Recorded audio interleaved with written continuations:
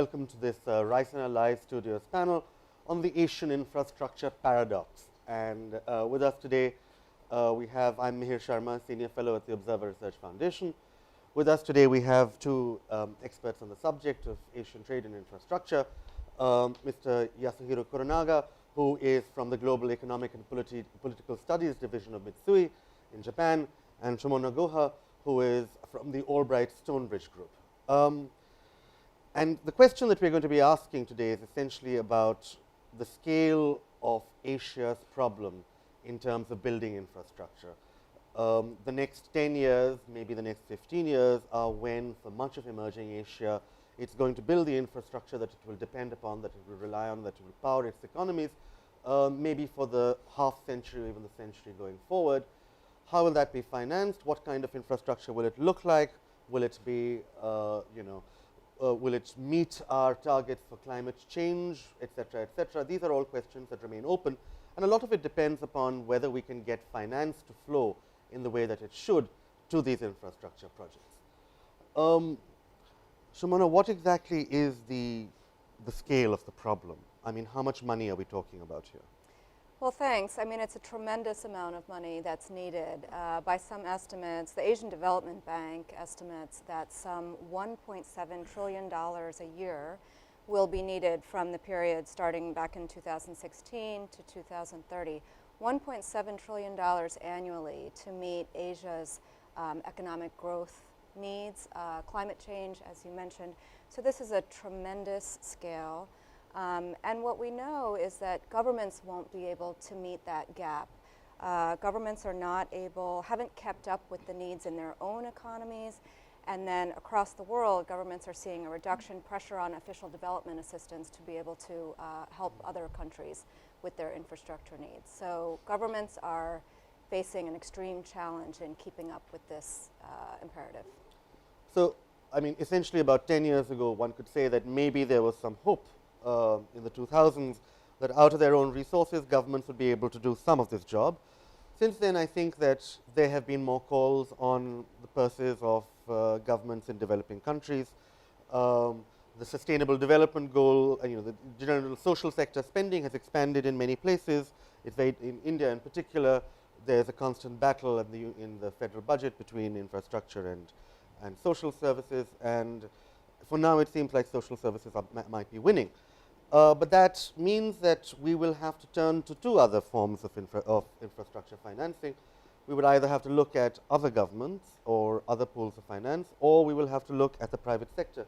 So, Mr. Kuronaga, what is the situation in terms of private sector financing in Asia Pacific for infrastructure? Yeah, of course, the private sector's financing is on condition that the project must be commercially viable.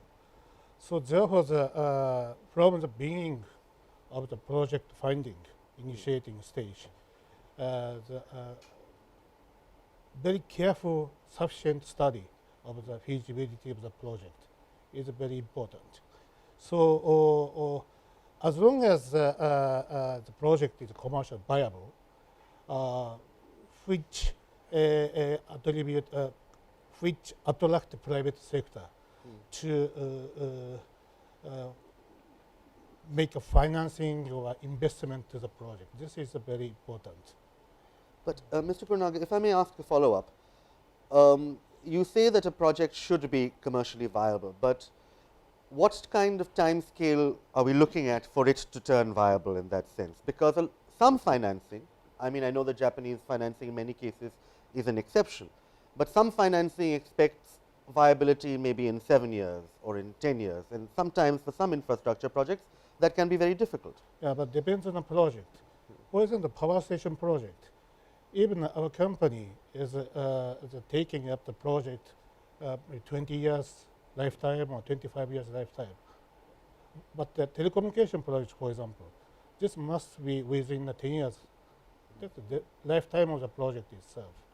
So it depends upon the sector and whether we think that the project itself is going to have a longer lifetime. You did mention the power sector, so I'm going to just quickly ask one more question about that.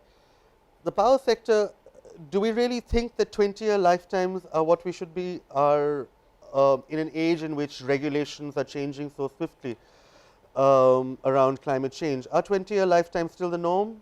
Yeah, so those the receiving countries, the commitment is very important. Sometimes regulatory reform is necessary to more, quick permission of the project or change of the maybe tariff. Of course, on condition of the take and pay basis project. So these conditions can sustain the project with such 20 years or 25 years lifetime. I think we're going to come back to some of those points in a minute.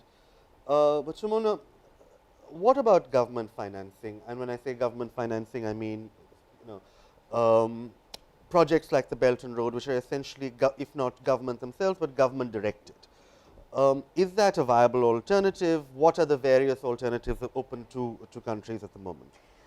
So we've seen a pretty active policy debate in recent years about the One Belt, One Road initiative, which, as you know, encompasses many parts of Southeast Asia, parts of South Asia, Central Asia, and even in some cases Europe.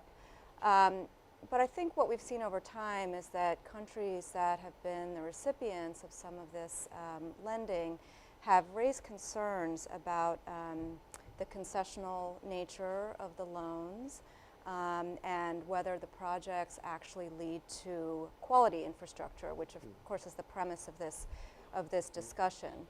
And then at the same time, you've seen a lot of policy debate around the Indo-Pacific strategy and the economic components of that.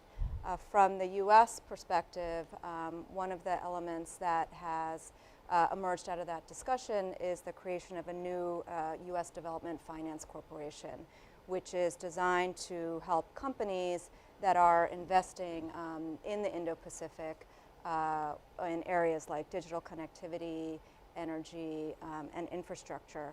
The criticism there is that it's too little, too late. At the same time, I think the focus on the private sector as the key driver for infrastructure development is exactly what we've been discussing, is what is needed over the long term. And just one other point on the time horizons of the investments that we were discussing earlier. I think one of the conundrums is that you do have private capital that is available and interested in finding productive investments. For example, you have pension funds that can be kind of patient investors. They have a 10, 20, 30-year time horizon. They don't need the quick returns on investment. But the challenge is making the match between these investors and making sure that they can find projects that have these market conditions that are commercially viable. So I think that's part of the conundrum as well. Okay, there's a point there that we'll come back to, I think, in a couple of minutes about trying to find this match. But first, I want to chase down this question about quality. In some sense, Mr. Kuronaga, I mean, that's been traditionally associated with, there's been a big Japanese push towards talking about quality in infrastructure. Could you explain a little about what is meant when we add the word here? Yeah, quality is of course based on the technologies deployed for the project, but also the operation and the maintenance is very essential to keep the quality and sustain the project. So in case of the project involving the private sectors, the private sector itself is taking care of the such operation and maintenance. But in case of the government basis projects funded by multilateral development banking or bilateral banking sectors, even such case, the receiving countries is considering seriously to request the private sectors to take up or give the such concession to the operation and maintenance sectors. This is very important, I guess. So this is, I think, quite interesting that even if it is a government to government or a bilateral or multilateral initial investment that's taking the risk, the private sector still has a role to play in terms of maintaining quality through the operation and maintenance of it. I think that's an interesting point that we don't hear much about. I think we'll come back to this question now about matching finance to recipients. Sumona, what is it that you think that recipient governments can do, and governments in Asia Pacific can do, to make it easier for finance in places where there are these pools of pension funds or insurance funds to find bankable projects? What is it that we should be working on? So here's where governments do have a role to play. It's not directing investment, but it's creating conditions on the ground where investors find transparency, they find predictability in regulations, they create conditions for fiscal sustainability. So it's really creating market conditions so that the private sector feels that they will get their return on investment. It's also working with the multilateral development institutions, as you say, to coordinate and de-risk some of these investments. If I could sort of just follow up on that for a second, isn't it the case that for many of the multilateral development banks in particular, there is something of a mental block about working with the private sector? For large-scale infrastructure projects, I would say that there has been significant involvement over the years by institutions like the World Bank, for example, that creates a consortium, and they ask the private sector to come in and do the actual work of building or investing in the project. But the involvement of the multilateral development institution, as I said, it sort of de-risks the investment. If you've got a sovereign in there de-risking, it makes it easier for the private sector to come in.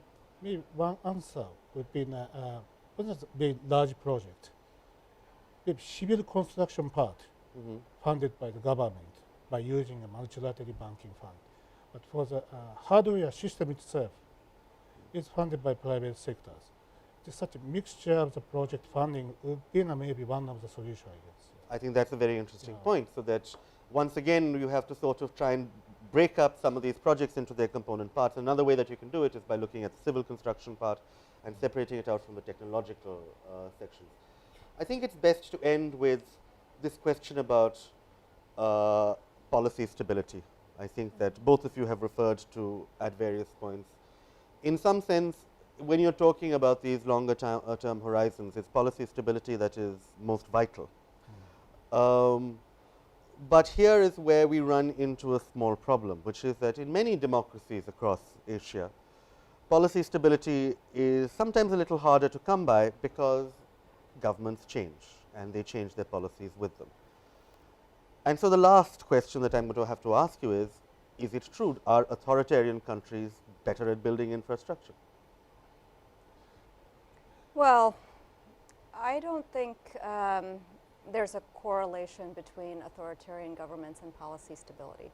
If we're talking about policy stability as the premise, you do see a lot of policy instability, flux even in authoritarian governments. I would say for governments to adopt a vision of what their standards are, back to the question of quality infrastructure. For example, there's a lot of discussion around the G20 principles of quality investment that the Japanese introduced last year.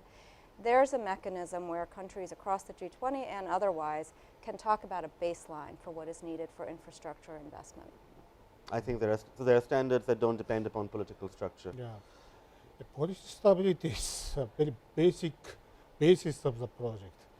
If there's a policy stability is not committed, very difficult for private sector to initiate the project. So it's about political commitment. Yeah, regardless maybe not such country risk should be covered by such government insurance like a MIGA or maybe NEXI in Japanese case.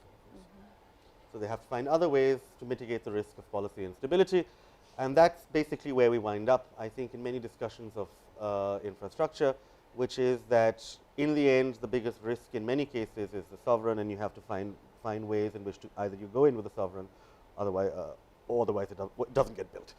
So thank you very much for listening, and thank you both for being here. Thank you. Thank you.